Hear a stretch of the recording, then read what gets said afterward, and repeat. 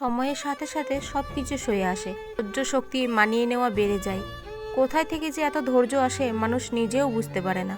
তখন আর কারো কটু বাক্যে রাগ হয় না, কারো অপমানজনক কথায় কষ্ট লাগে না, কারো অবহেলা যন্ত্রণা দেয় না, কারো অপেক্ষা আশা জাগায় না। সব আশাহত জায়গা থেকে মানুষ নিজে থেকেই নিজেকে গুটিয়ে নেয়।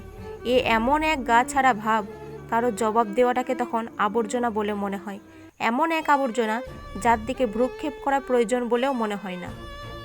গুরুত্ব চেয়ে নেওয়া জিনিস না। আপনি যদি কারো কাছে গুরুত্বপূর্ণ হয়ে থাকেন তাহলে আপনি এমনিতেই অনুভব করতে পারবেন। গুরুত্ববিহীন সম্পর্ক কখনো দীর্ঘস্থায়ী হয় না। গাছের যত্ন না নিলে একদিন তো পাতা ঝরে যাবেই, সেই সাথে মরে যাবে অযত্নে থাকা গাছটি।